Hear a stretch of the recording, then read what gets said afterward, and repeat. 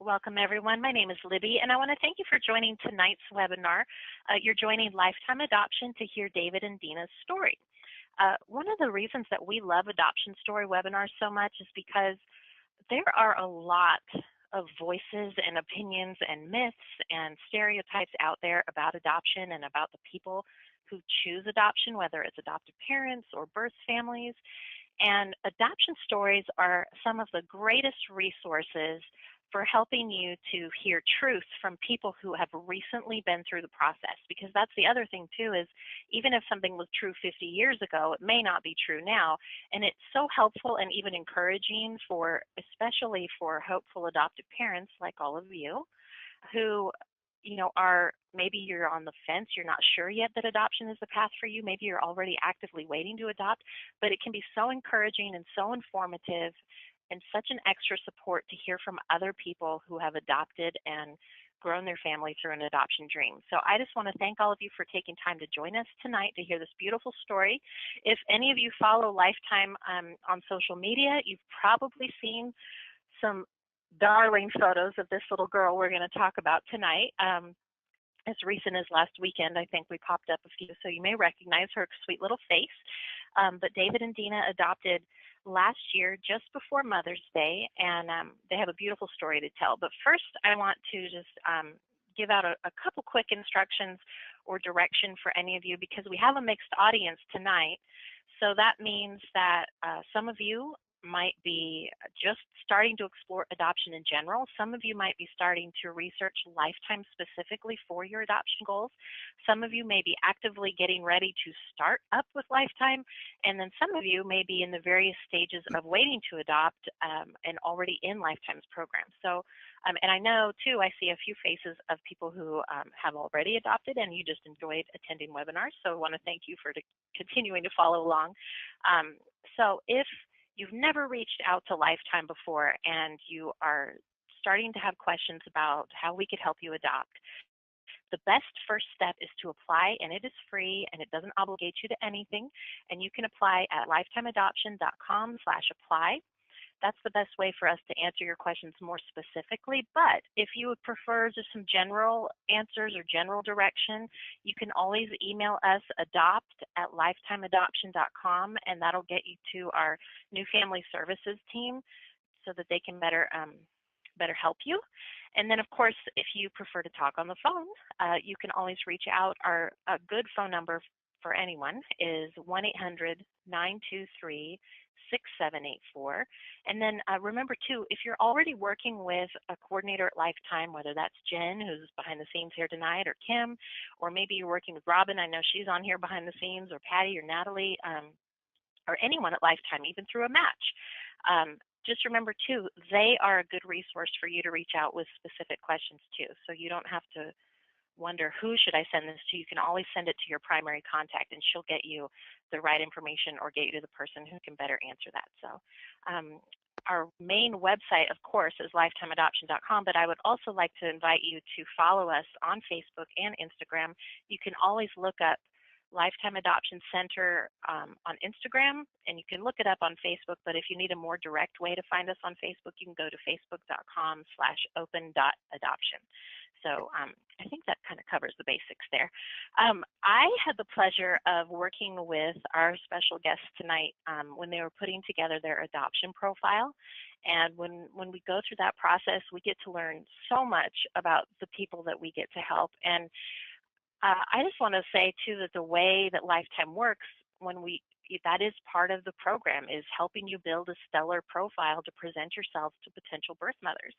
And it helps us better get to know you too, beyond the basics of your application, beyond the basics of just what we have on record, but to really kind of dig a little deeper and find out the unique things about you. And so I look back on this process with them, and it made me even more excited when they were matched and when they did meet their sweet baby girl. And then now here over a year later, just to see how well they've settled into life as parents together with this little sweetheart. And we're just so grateful that they're here to share their story and encourage all of you tonight. So David and Deanna, thank you for being here. Thank you, Libby. We're excited to be here. Now, I know that we were primarily planning on just Dina speaking tonight, so it's kind of a special treat that David has kind of sat nearby in case his experience from the male point of view might help anyone. So feel free, if even if you're a wife on the call and you have a question that you know your husband would ask, but he's shy or he's not sitting right there, you can ask and we can get the perspectives from both sides here too. So this is kind of a fun little change up we had happen last minute. But Dina, so I brought up this photo. I think this is one of the most recent photos of the three of you. That's probably one of my favorites.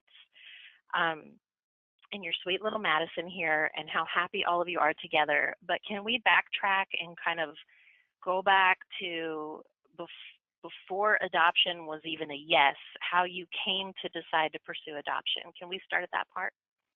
Absolutely, Libby. So in nursing school, I'm an RN, and in nursing school, God started talking to my heart about adoption. David, when we got married, he already had two grown daughters by a previous marriage. And actually, one of his daughters, there's an age difference between us, and one of his daughters is only about 4 years old or younger than me. So so we just thought that we weren't going to have children, and I was okay with that because I was in love with David. So I started nursing school, and through that process, I would see things and experience things like babies being abandoned at the hospital because the parent couldn't raise them, or foster children that came in and had been removed from their homes because of abuse. And it was always something, and it really touched me, and I thought, I don't really want to do that. But, talking to David about it was a whole different story because he wasn't wanting to go through the parenthood thing again. He already had his children. So I didn't talk about it for a long time. And then, a couple of times I would come home and say, it's so sad. I had a patient today, and, when I was in clinicals, and the mother said that she just can't afford to raise another child, so she's not going to come back and get him, and I wanted to bring him home so bad. And of course, David loves children, so he's like, you should have just brought him home. Well, it wasn't even a question then. I was so busy with nursing school and him and his career. So time went on, and we advanced in our careers, and at this time I was an RN in day surgery, and I remember it really started becoming a definite thing at that point, and I would talk about it more. And David jokes now and says, this started out as a joke, and then suddenly we were actually doing it, because I would come home and just say some lighthearted things, because it was really becoming more and more of a desire in my heart. And so we just continued talking about it, and he still wasn't really strong about it. He's like, pointing out, the realities and just different things like that. And so I just prayed, and because I knew that it was definitely my path. God was talking to me. When David and I got married, he had had a vasectomy. So it was definite that I was not to have a baby via birth. And I didn't really feel as strongly toward that. I really wanted to adopt. So, yeah. I continued praying, and I told Libby about this before. I know it means something to me, but there's an app that I belong to. It's God Wants You to Know.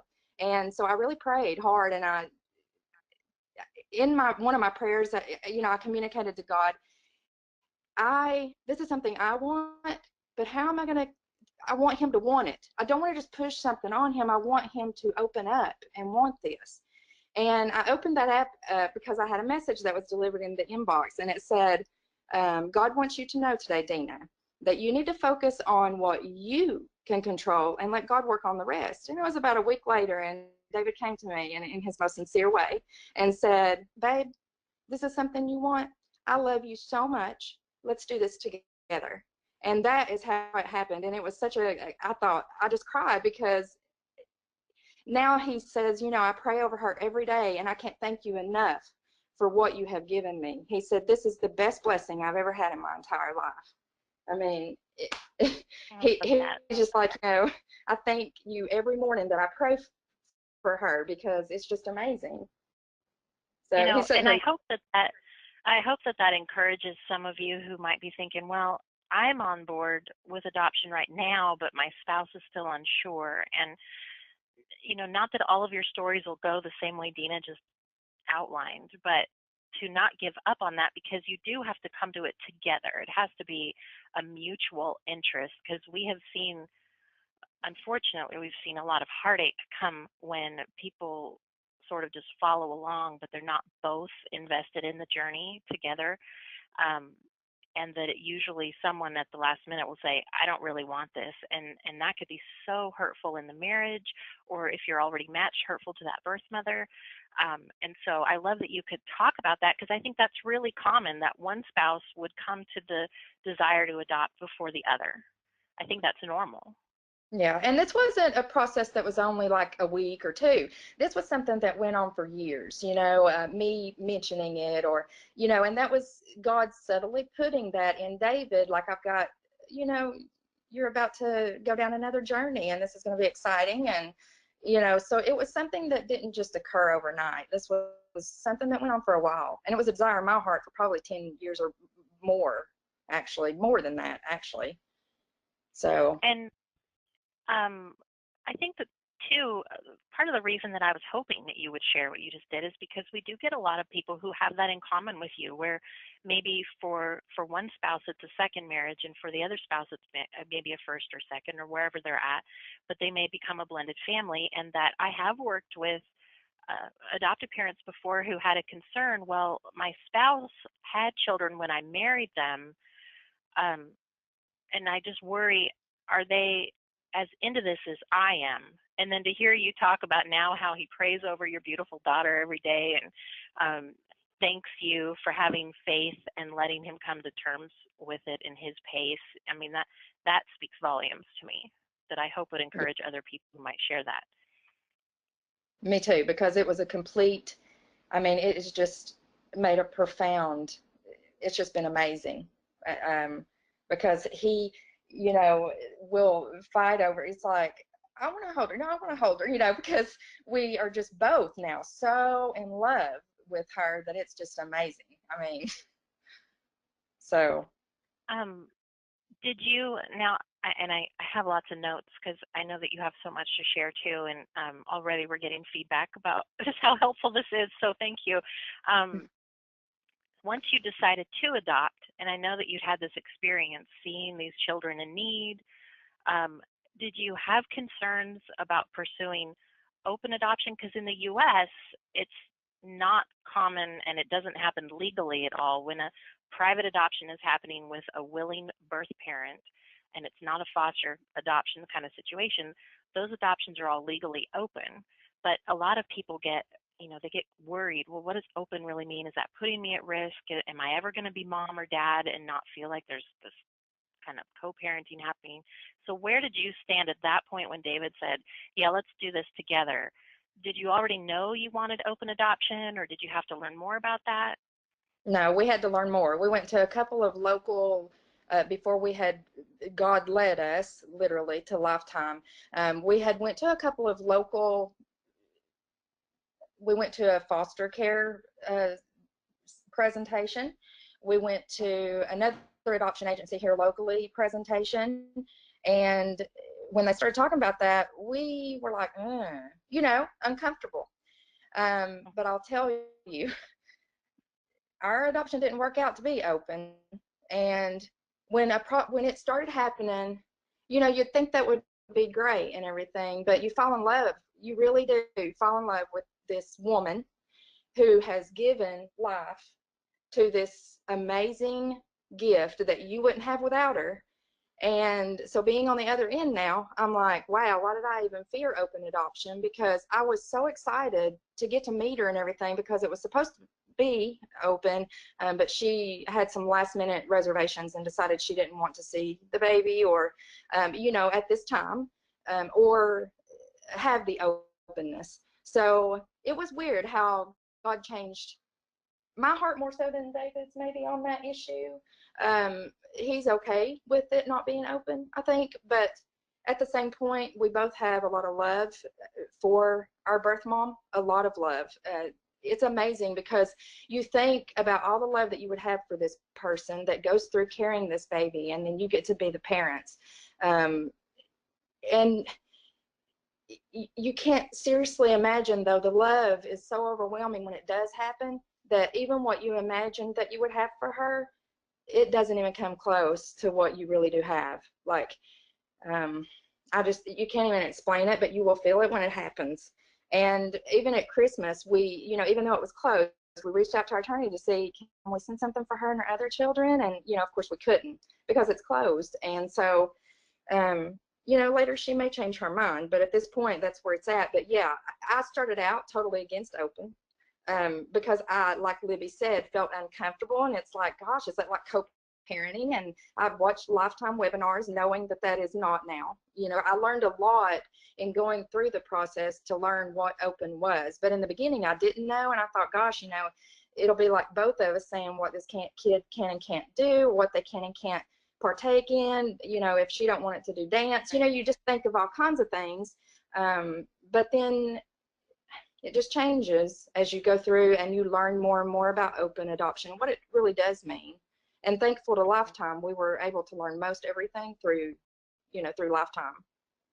Well, and what I love about adoption stories, especially at Lifetime, is that you truly get to see no two are exactly the same. And so, whereas you actually have an open adoption in all definitions of what it literally means, but you don't have that ongoing contact, Mm-hmm.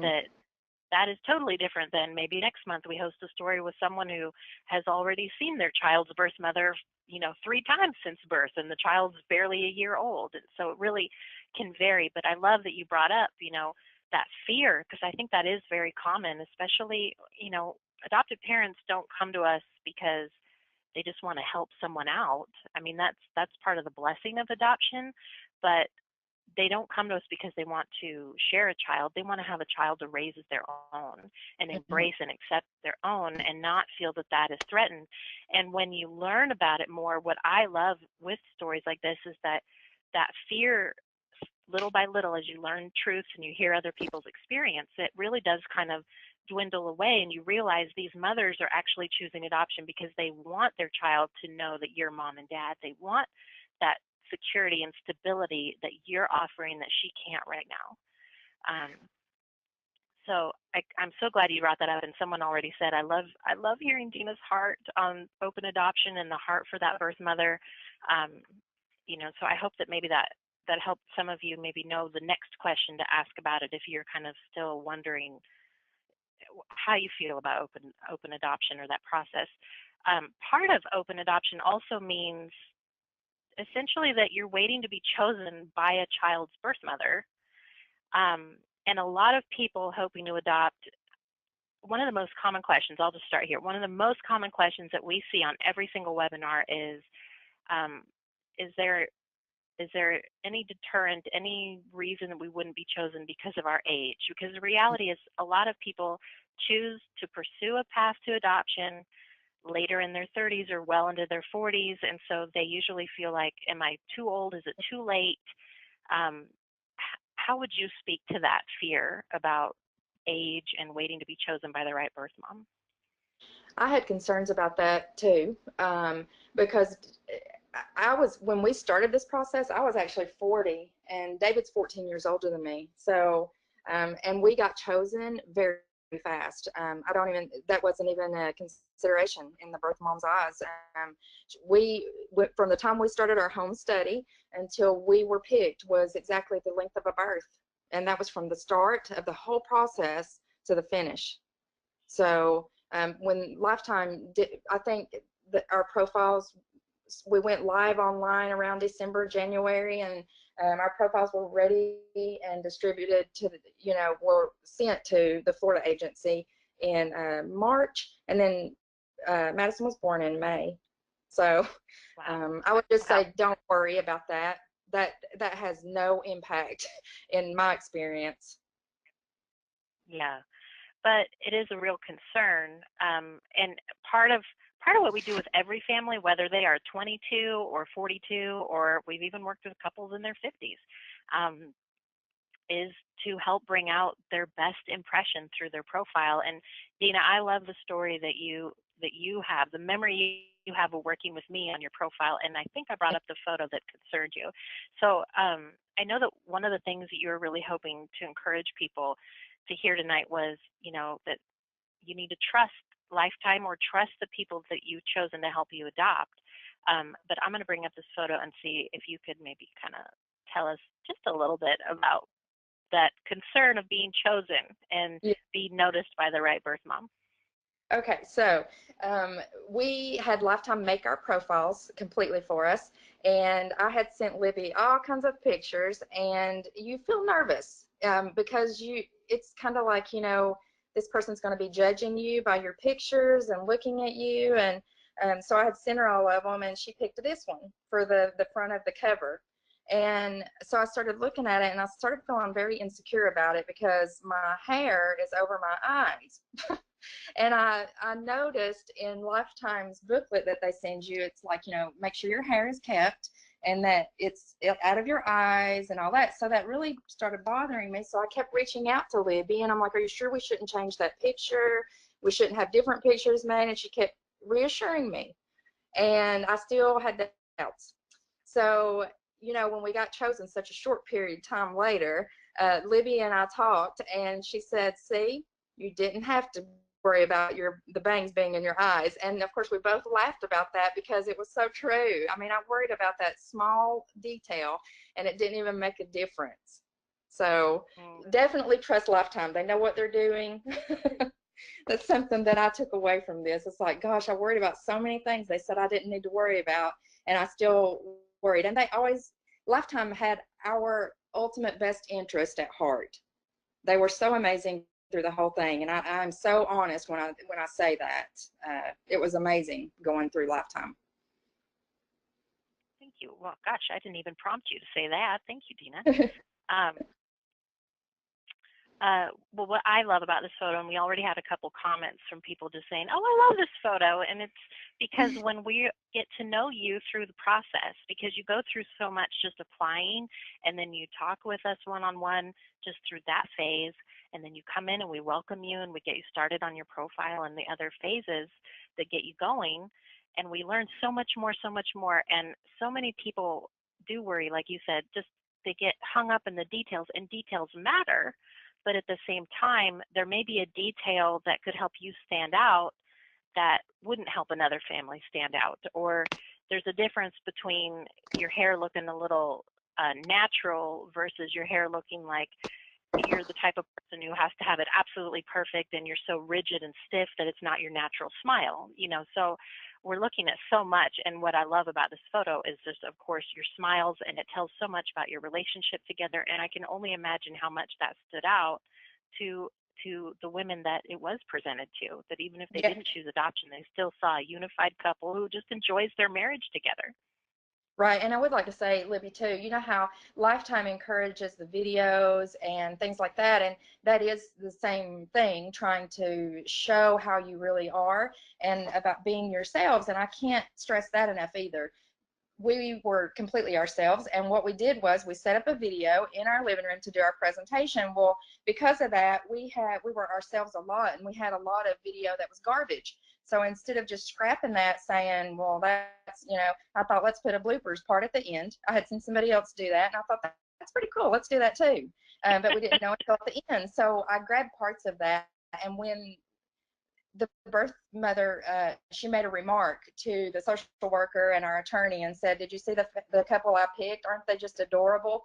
And I know it's a lot because we were ourselves in the blooper section. David was singing. I mean, we were just completely ourselves, and I think that gave her a better sense of who we were. And that kind of goes to this picture. This picture was actually not one of the ones that was my favorite because we're laughing. Our photographer had done something, and we're laughing here, and I think that's why Libby liked it, because it actually showed more of our personality instead of just, like she said, a smile that, in most pictures. It's just so genuine.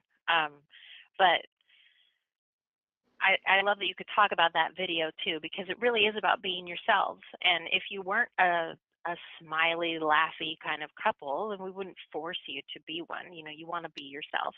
But the Yeah. fact that you could find a way for your humor to come out but still be appropriate, and um, it's really about a balance. But that in the end, I mean, I hope what people are hearing, whether you're already waiting or you're just thinking about starting a path like this, um, is that there is the right birth mom for every family who's doing what they can. And some of you may find that in 3 months, some of you may find that in 18 months or whatever it may be, and that there could be something just like you explained with that video bloopers at the end, something like that, that is Mm. the, the little cincher, and yeah, this family's the one, and even though she didn't want to get to know you. Now let's talk a little bit about that. So she did choose you, but she didn't want a lot of connection. Is that right? This birth mother that chose you? Yeah, that's true. Now, so we got the call and we left that night. David did not get to go with me. We have a couple of Yorkies and they needed to be boarded, so he stayed because one had just had eye surgery. So my mom and I hit the road that night at about midnight, and David waited because we talked to Tiffany and at Lifetime, and she had advised that that would be good. That's appropriate because there's plenty of time. The baby's just been born. Just take your time. It's okay. The papers haven't been signed. Everything's good. So we stopped and grabbed a couple of hours of sleep, and then the next morning, we got back on the road and started down. And at that point, it was going to be open. We were going to meet her, and I was totally excited, nervous. And um, it was her and her mother at the hospital, and a roadblock happened. She had changed her mind on several things. So at that point, it was pretty much a closed adoption. I guess, just different feelings and stuff. And so there was a point where it came that, like with any adoption story, nothing's guaranteed, and you don't know what's going to happen. It's unsure, and you just have to keep faith in God. Um, and so as we traveled, we got a couple of phone calls from our attorney, and things started taking a little bit of a turn, and it got really scary. And there was a possibility of it being um, no go. um, it wasn't because she was changing her mind to parent. It was other So issues. I just want to pause and make sure people understand. So you got chosen at the last minute. Yes, it Um, was in the lap. Yeah. so even though she went into labor and got her adoption plan started last minute, she still chose you. And then you Yes. made the effort to go there. Did you actually meet her and her mother when you showed up at the hospital, or did she decide at that point, no, I don't want to see you because I'm unsure, I'm not sure what's happening? She decided when we were on our way. And the thing about that was um, yeah, we were actually en route. It starts getting, a lot of details in this part right here. Some which Yes. are in, Yeah.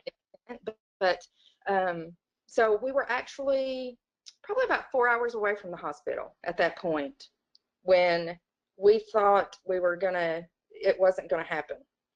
Um, it was very heart-wrenching, and like her world crashed. So there was a lot of other talk amongst us and stuff, and we ended up turning around to come home at that point. And I still had a feeling in my heart that it was going to happen, even though my human mind was giving up faith on God. And if that's one thing that I could tell everybody on this call, don't do that, because I lost my faith so much. And that's huh, yeah, David said for a short period of time, but still, it's the one thing that I'm very ashamed of. I felt God's presence in my journey so much so that Lifetime works with every state.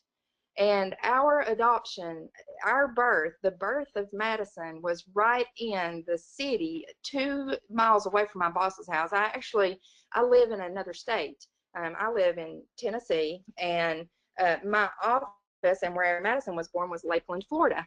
And the chances of that happening are slim to none. My corporate office, I worked remotely doing workers' comp utilization review as an RN, and I worked from home. And I had thought in my head, I didn't pray for it because that's very shallow. I just thought, wouldn't it be cool if, she was born there, in Florida, and it happened. And I mean, that is such a God thing. There is no coincidence that's that strong. I know that there's just no way that could have happened. My boss couldn't believe it. She said, that's like 2 miles from my home. I worked at that hospital.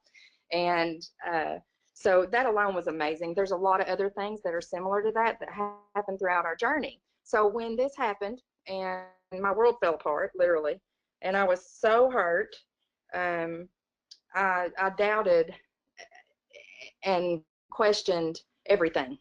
And I was mad. I was angry at God. And I'm very ashamed of that. So don't do that. Learn from my lesson. But I think that's real. I think it's fair to say that's a reaction. I mean, you just went in a short period of time from the, oh my goodness, we're chosen, let's travel, let's go, to we get there, and then the biggest fear adoptive parents have, where a birth mother changes her mind. So you go all the way from this peak of, yes, we're so excited, to what? I mean, I think that's a natural reaction to just question. Yeah, because how do I even cope with this? How do I think about this? Yeah, because we had just received a call just prior to that, and the attorney said she needs to know what y'all are going to name her because of getting her paperwork started for her Medicaid or Medicare. I'm not sure which that is, but so we had picked the name and everything. So we, officially we had established her as ours, and then it happened after all of that. So, so we went back, and she was still very, very much wanting us. So later we stayed at this hotel. Mom said, I think we should just stop. And I still had that feeling in my heart that, yeah, it might happen. But I stayed mad. I was like a little 4-year-old child pouting to God. And so we stopped, and we were so exhausted because we hadn't slept. And I got up, around 1 a.m., went to the restroom. And when I came back, I heard in my head, check your phone. And I went to look at my phone, and the attorney had texted maybe 30 minutes prior to that and said, I don't know where you are, but please stay put. The birth mother has called me back and said she wants you all to be the parents of this baby. And because at that point, Madison, it was close to maybe her potentially having to go into foster care, because the time was coming to a close of how long the hospital can keep the baby without them having to call the state. Like you said, there's a lot of details. Number one, we're just not going to get into because of time, but also just because of privacy. Right. But so I hope people are tracking here just how much is happening in a short period of time, that there's an attorney that's still on the case. Lifetime is still trying to reach out and give guidance to both birth family and to David and Deanna. And you're trying to juggle this deep-hearted feeling of, I don't think it's over, but I'm very brokenhearted about this. I'm very disappointed because I did not think it would go like this. And I think it's all so real. So I hope people are keeping up, because this is how it goes sometimes. It goes fast like this. Yeah, and that's another thing that David just now brought up, Libby. Lifetime, when we got the call, Tiffany said, I said, gosh, I felt overwhelmed. And you may too, because we hadn't started the nursery yet. We hadn't, and we got the call, and I wasn't expecting it to be that quick. And I'm like, okay, but I'm ready. I was excited. And so I started thinking everything, and I said, what do we do about an attorney, Tiffany? And she said, well, if it's okay with you, I'll go ahead and put you there. It was just amazing. Lifetime helped us so much, especially with the way our journey started and ended up happening, which I wouldn't trade any of it, even the hurt times, because you know what? My spirit grew from it. I learned not to lose faith. I learned so many things, and I wouldn't even change the hard parts. It was all so worth it. I'm thankful for every bit of our journey. I wouldn't change 1 minute of it. But, Lifetime put us in touch with our attorney. She was a godsend, perfect attorney. Lifetime was a godsend. They held us through the whole thing. It was so emotional, and they were there every step of the way. It was so amazing. I don't know what we would have done without Linda and Tiffany holding us through the interstate, all the way down the interstate. And that's why I popped this photo up. We have Tiffany and your attorney, Kathleen, yes, in the photo when you got to come back a few months after the adoption. And was this the finalization trip that you had? The finalization, yes. Yeah. So I just wanted to explain who those people were so that the audience knew that those some of the people you may work with if you're working at Lifetime. But so let's get back to, you had a feeling this wasn't over, but you're still in that moment of, okay, you felt in your heart, check your phone, and you did, yes. And it was the attorney saying, we think things might be moving forward now. And so that takes us, I had that photo up here, but I also, at this point too, I want to remind everyone, David was not there yet, right? It was still you and your mom. No. So I think that's so important for people to hear, because sometimes adoptive parents do get hung up on, no, we're doing this as, potential mom and dad. We have to do everything together, and sometimes they miss out because they're not willing to get a little creative with, maybe my husband is not ready to, he needs a couple days to clean up his work for this last minute opportunity, but I can go and pursue this. And so you did what you could to chase this down, to make this happen. And so I love that aspect even in itself, just that you were also having to deal with this apart from each other. Yeah, and it was tough, because I wanted him there by my side, and he even started on the road and was bringing one of our very dear friends. We call him Uncle Aaron. He's crazy about Madison, actually her godfather, and so he came too, and they were traveling together, and they had to turn around and go back when we turned around, because that's how sure, how we thought it wasn't going to happen. And so he went all the way back home and then had to start over again. So, but just remember, no matter what kind of tug at your heart you have to go through, it ends up all worth it in the end, every bit of it. And you'll be grateful even for the challenging parts, because it helps make you a better person. So we got the text from the attorney, and I was like, oh gosh, but still too afraid to get too excited. And so I laid back down and I watched my mom, because I didn't want to wake her up, because I knew she was so tired too. And I thought, I wish she would wake up, because I was wanting to share it so bad. And so finally she moved a little bit, and I said, are you awake? And so she's like, what is it? And so I told her, and then we were up pretty much, we had about 3 hours of rest, and we were up, and then we just stayed there. We were in Georgia, and we stayed there and waited. And then the closer things were coming to, yeah, this is going to be a sure thing, we decided to go ahead and go to a Babies R Us there in Georgia. And what I did was I went through the store with a buggy and I picked out everything that I wanted, and then I explained the situation, that we just weren't sure. Of course I didn't go into detail, but I just told them, can I leave this buggy here until we get the final call? And he said, absolutely. They were so nice. And so I went out to the car, and Mom and I waited.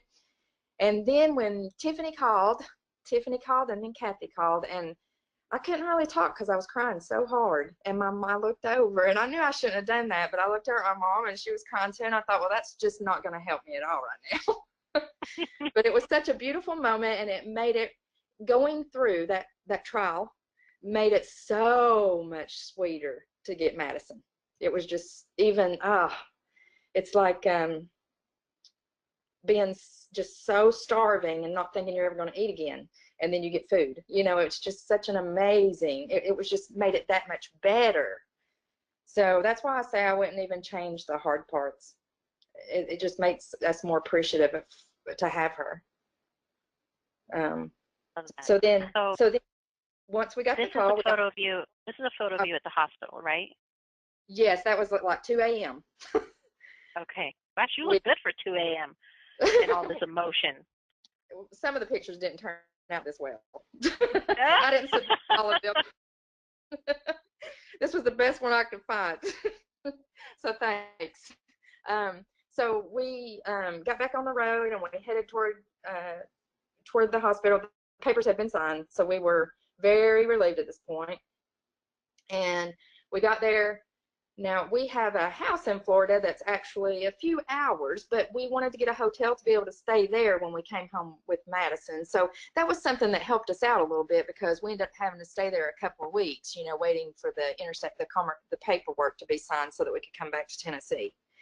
So we got a hotel over, you know, toward Lakeland, toward the hospital, and we went to the hospital. I guess it was around midnight, and we went back and got her. And that picture right there was taken right when David got down here at our house down there. The next morning, Oh.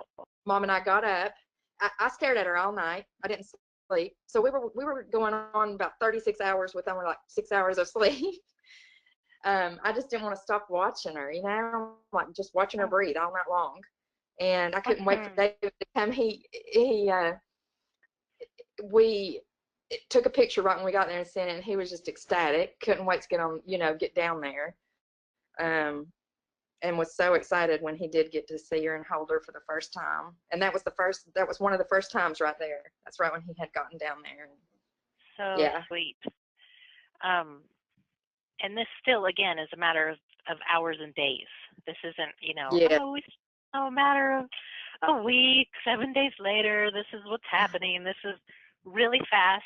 And, it's important for anyone when you're pursuing adoption to make sure that you are working with people that you can reach at 2 a.m. or if you're on the East Coast, that if it's 6 a.m. your time, is there someone open that you can talk to? And get that advice if you need it. But also, I love all the comments that have come in like, yeah, that would be me. I would say, see you later. I'm on the road. I'm going to this baby, and being ready to go.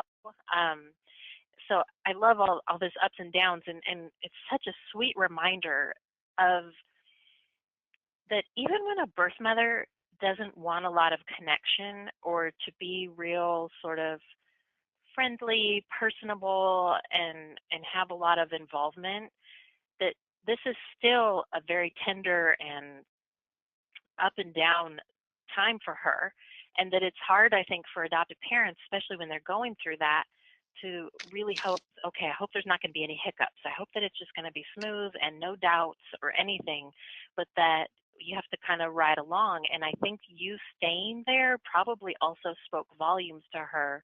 Even if you weren't talking to her, she knew they're here, they're invested. She is ready to be a mom to this baby, and that then she came back around to this.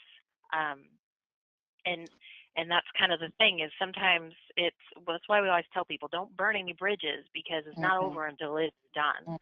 And it's so easy for adoptive parents to lash out at a birth mother because she's chosen her mind, when in reality they need to have some grace and grieve in their own space, so that she's not also feeling the pressure of having to comfort you while she's now trying to figure out her next move as this baby's mom. But to see how it came back to you, and that along the way, Deanna, I would say, and I know some of the comments said the same thing, I know you felt a gap in your faith, or that you had kind of let that down somehow. But to me, as an outsider hearing the story, I don't see that at all. What I see is a woman who was grounded in her faith enough that when she felt weak and the winds got really rough, that she was still on sturdy, stable ground.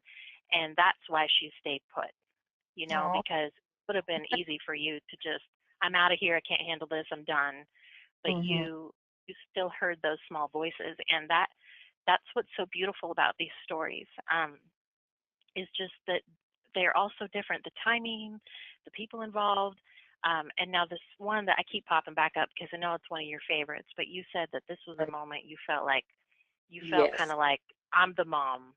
This is that was right. The first picture that was taken when we got back to the hotel room, and my mom said she opened her eyes and stared at you for so long, like, where have you been? I've been waiting on you. Because nobody had held her, nurses at that point. Yeah. You hadn't what? Nobody had held her at that point except for the nurses. And let me just say too, the reason Lifetime, they were very compassionate about this. Tiffany and Linda were in tears, wanting to, because it came that close, to possibly her, but it was between our attorney and Lifetime that kept a social worker there at the hospital so that the baby wasn't technically abandoned at the hospital. So. And I was just going to answer a quick logistic question because there's probably other people that wonder. When it comes to the hospital experience, every hospital can be a little different. It's so great that they were actually, it sounded like they were really friendly and cooperative with you. Mm-hmm. It doesn't always go that way, but we do everything we can to help coordinate and help you navigate that.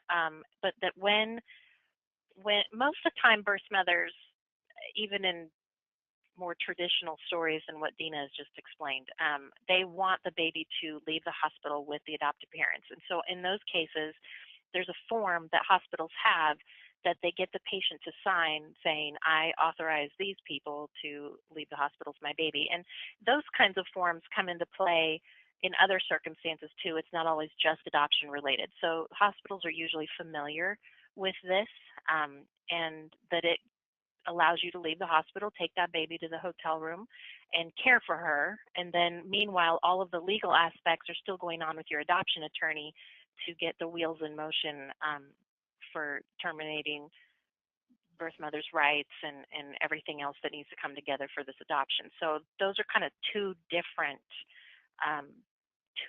processes that are going on at the same time. So I hope that helped answer that for some of you.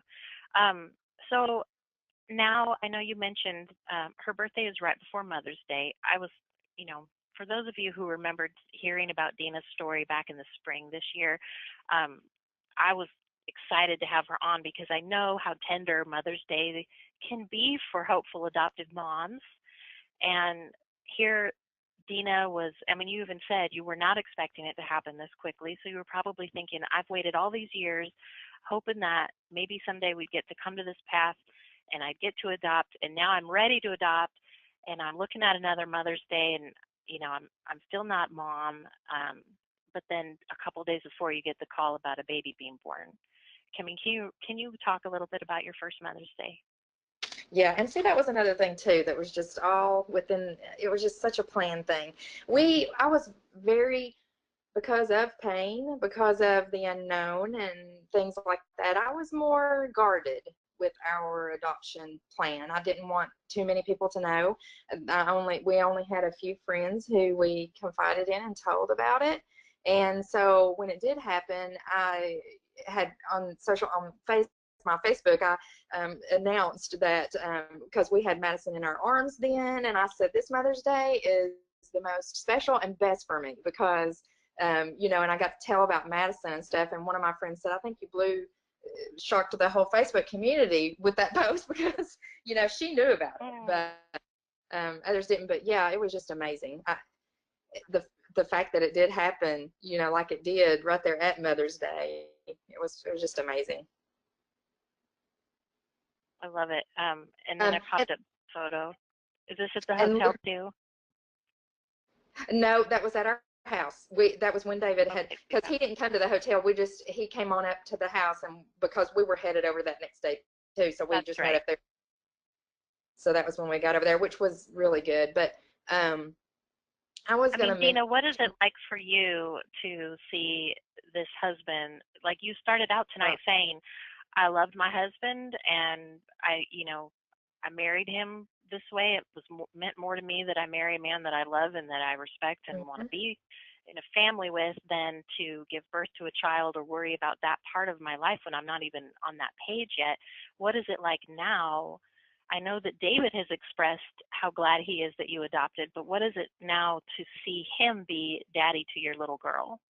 Oh my gosh, it's just amazing because it's like, wow, he even wanted to do this, and now to see that he loves her this much, and the other day I like to take her outside so that when David comes home she sees him and says, Dad, and of course that just melts his heart, and so she'll take off running to him, and she did that, and I looked at him and he was just smiling with such a light from within. It's just awesome, to see. And I said, "You're welcome for that."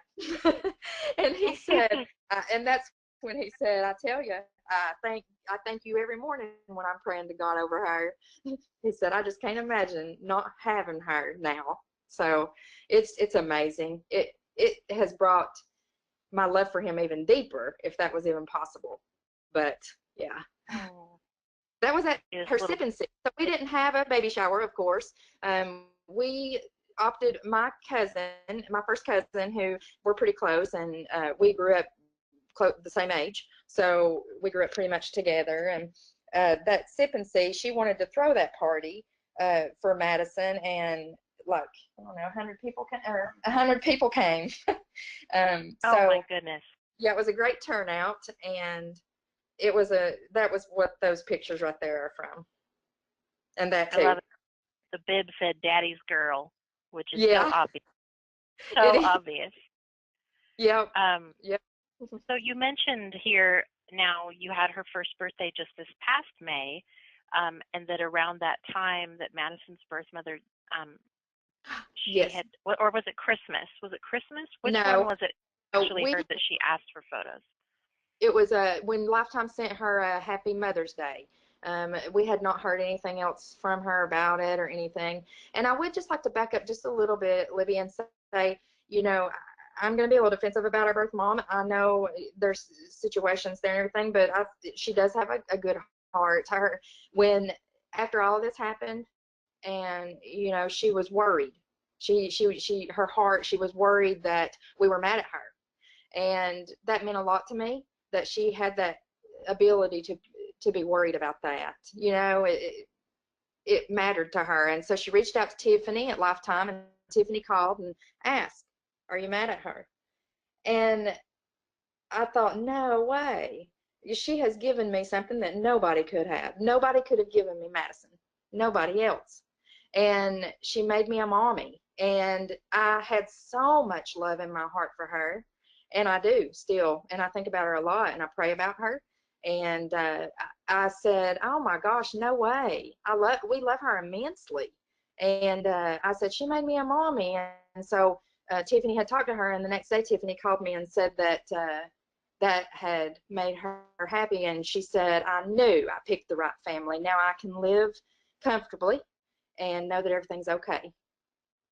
Yeah. So, That's, you know, I love that you could say that, Deanna, because I know that everyone was listening to all of this push and pull and back and forth and what's happening, and it sounded chaotic. And oh, you could, it would be easy in those moments to feel like you're putting us through 24 or 48 hours of chaos, and we don't live like this. What are you doing? And to really kind of lose perspective and start blaming or start attacking, even in your heart. But for you to have protected a place in your heart to just honor and love your daughter's birth mother and know that this is not easy for her. I mean, this mm, is so true. I often tell people, you can't. Most of you who are waiting to adopt, there's no way that you're ever going to be able to completely relate to what your child's birth mother is going through in the moment. Some of you may get close, but every experience is so different. But you have to know that these women are usually choosing adoption because they're not in the most ideal of circumstances, and maybe they're not surrounded by the most loving, supportive, positive, healthy network of people. There's so many things that come into play, and so the surface things get so easy for people who, I mean, you and David live a stable, healthy life. You keep in touch with family. You are organized. You pay your bills. Like that's what you do, and you work hard to maintain that. But for a lot of women, they come to adoption because maybe they've never even been shown that, yeah, and they don't even know how to live a life that isn't just crazy, fly by the seat of your pants. I'm making one decision moment to moment just to make it meet, make it work, just to survive. So for you to express that, I truly appreciate that, because I know even under the worst case scenario, which you guys had some pretty dark moments that we can't get into tonight, and you call them roadblocks, which I think is such a nice way of saying it, but there were some unexpected roadblocks that even Lifetime was concerned about, and we walked them through that. We walked through it with them too. but Mhm. that even through all of that, that you could still express this and even now have an even deeper heart for this woman and be so glad that she actually wanted to know how she was doing. I mean, to me, that is the heart of open adoption. Yeah. Is just it's so personal. Yeah. And Um, Libby, you just have to, when you have this glorious of a gift, um, that you have to lay down those feelings of hurt and frustration and not dwell on them, because it'll just make you bitter and make you feel bad. And you've got a brand new little pride and joy that you have to raise full of love and laughter. And so, loving the route to which she came to us is, I mean, you can't really, you can't really not, because I mean, you know, she's our pride and joy. Look. I love it. Um, so is David just sitting by nodding to all of this, or Yeah, I does he just have showed him any that picture that you put chime in? up. Yeah, yeah, he's been agreeing with everything. He's like, Oh, I'll let you do the talking unless you want me to say something. So that's from finalization day. That's the judge, and she gave her a little teddy bear with the little beads around her neck that had her name on it. She was awesome. oh.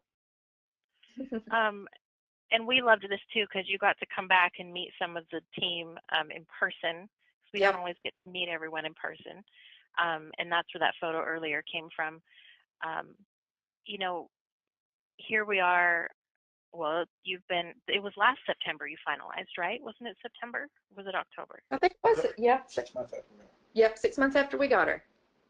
So you're almost a year here from Gotcha Day, as some people like to call it.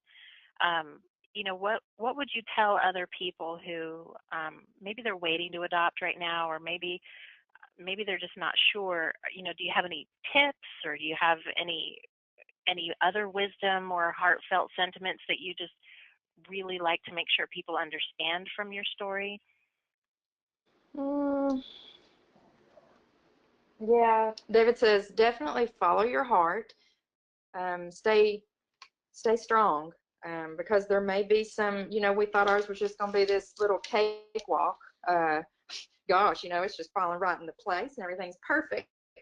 And even though it may not be, don't give up yet, because if it's going to happen, um, in God's plan, and it will happen, and it may not be that moment, but that's because He's saving something better. Um, Mm, just like all of this was meant to be too. It was meant for me to go through that. There's so much more I appreciate, so much sweeter now than I would have. Even though I would have truly appreciated it a lot without all that, but it did make it even sweeter. So just remember that any yeah. trial you have to go through, don't give up hope. Don't let it get you down, because it will happen, and you're going to feel just so relieved and excited and happy and blessed. How um how do you already talk to Madison about her adoption story? Is that something you have in kind of conversation already as a baby even?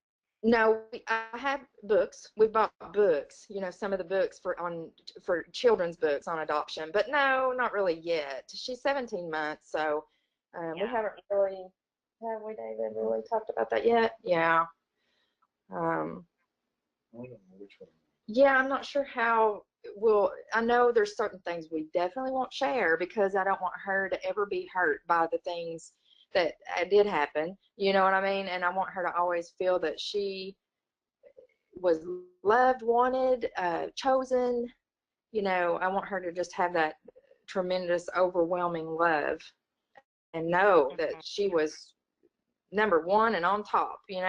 Um, Yes. I Well, feels and that I way. think that's wise, that you're introducing adoption through children's books that you read to Hmm. her, and that you can start talking about how your family became built through adoption. You came together through adoption, and she can start kind of piecing it together. Oh, like in that story, and Right. but That's what I'm that you're hoping. so right. And I think I've been asked before by adoptive parents that they wonder, well, how many of the dirty details should we share with our child? And I think that I think that you'll get to know your child as they age and what is appropriate, but that at the same time, like you said, your number one concern is that she know that she has always been loved and wanted and accepted, and that that even her birth mother cared about her. And so regardless of whatever drama happened around her birth and her adoption, that you don't want it to affect her identity. And I think that's wise advice for any parent, that children don't need to know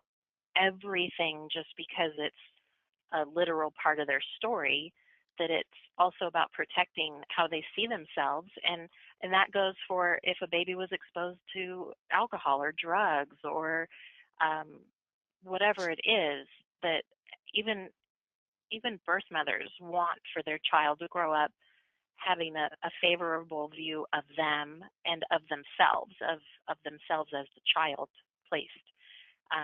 So I love that you could honor that for her, because that also comes from, like we're talking tonight, you're protecting some of the details, because it's not everybody's business, and not everybody, even in your own family, needs to know it all, because it's not relevant to who this little girl is now. Right. Exactly. And Libby, also going back to a birth mother's situation and how you just have to keep an open mind, because everybody's not in the, you know, not as privileged in life, and may not be in the same situation, may not have been raised the same, and may have different views on things. And our birth mother, on the paperwork that we did get from Lifetime that she had completed, she said, you know, I know that she does love Madison because she chose this, because she said, I just want this baby girl to have a mom and dad who can give her a life that I know I can't. So that's something sweet to keep for Madison, you know, because later she'll know that, you know, it was done for her good, to make sure that she, you know, would have a good life. And I think that's such a sentiment that goes across the board with every birth mother, and that's such a common fear, is I don't want my child to hate me, but also on the other side, I want my child to just know how loved they are, and to have a different life than what I'm prepared to offer,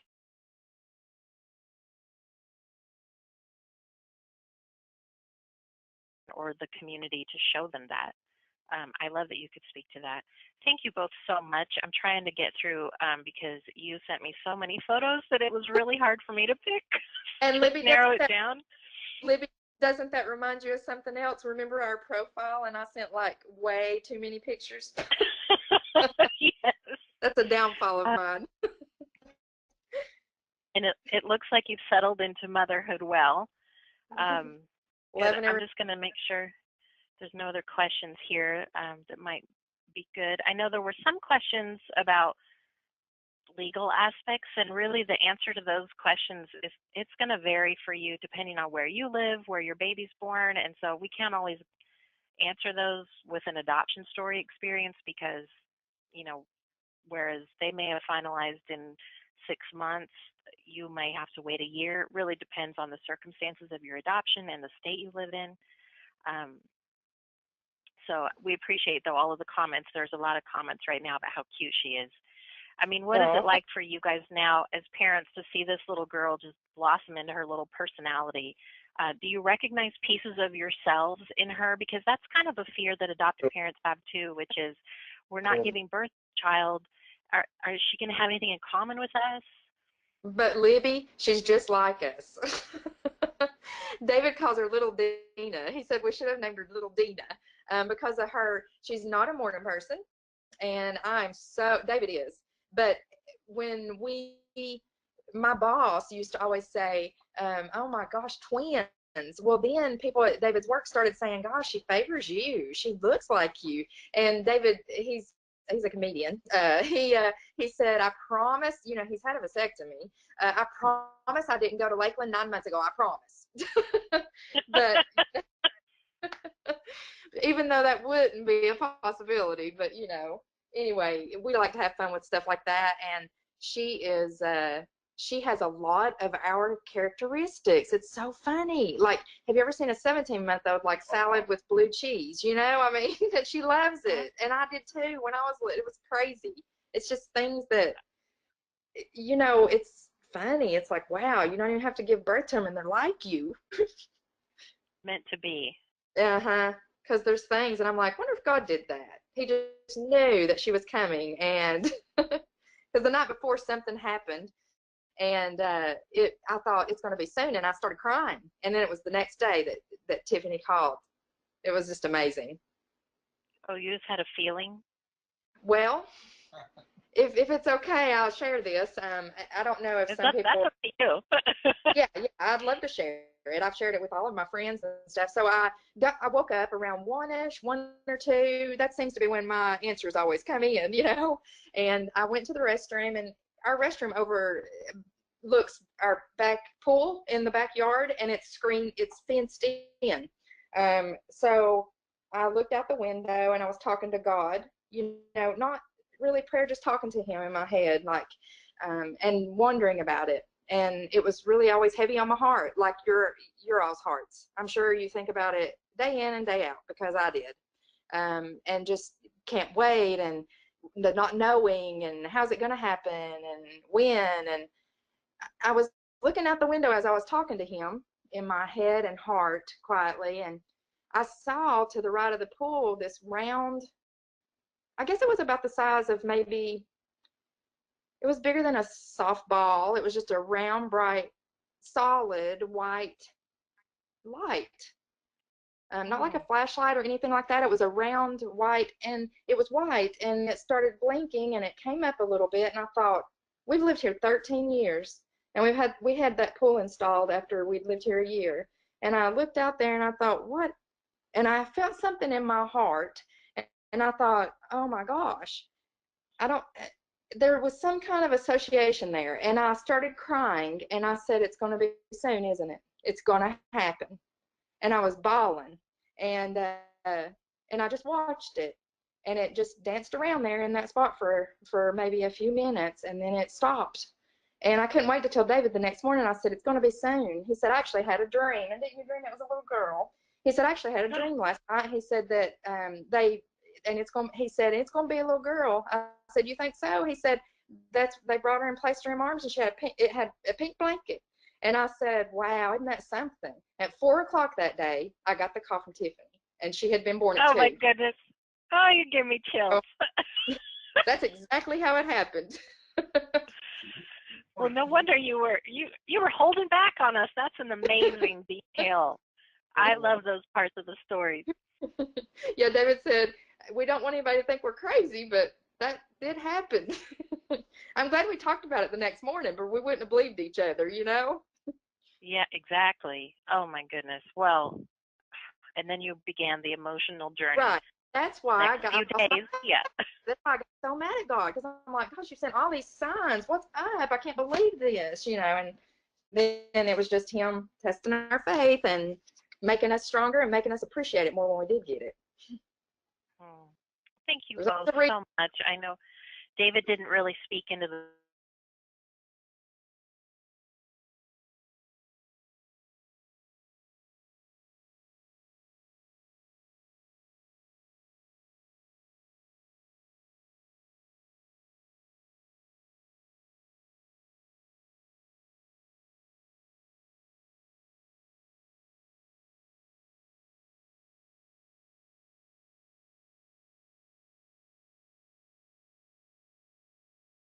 get theirs, and that they're going to have their own details that come out in a way that makes them recognize this is the one, this is our time, this is our yes.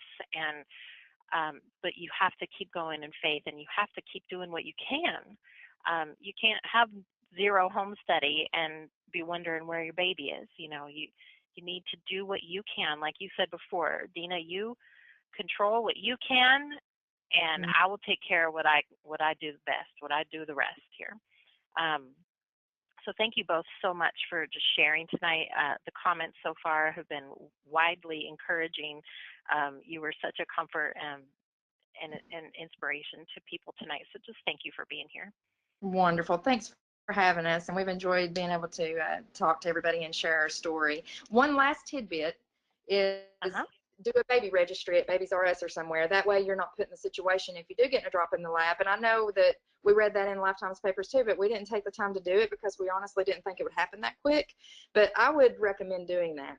Go ahead and pick out things, and that way you don't have to rush through like, you know, in the last minute picking your stuff up. You can just go and push a button and you have everything you've already picked out. And that gives you something to do too that's exciting while you wait. I love that. And it's so much easier to do that these days because a lot of stores actually have adoption registries, so they understand there's no due date.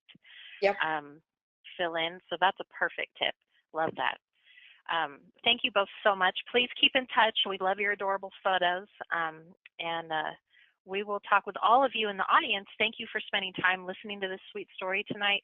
And if you have any questions or feedback or comments after this webinar, we'd love to hear from you. You can either reach out to your personal adoption coordinator at Lifetime, or if you're not sure who to send that to, you can always reach out to adopt@lifetimeadoption.com. And keep in touch and just let us know how we can be a help in your story. So thank you all. Thank you, David and Deanna, again, and we will talk with all of you again soon. Have a good evening. Thank you. Bye-bye. Bye-bye.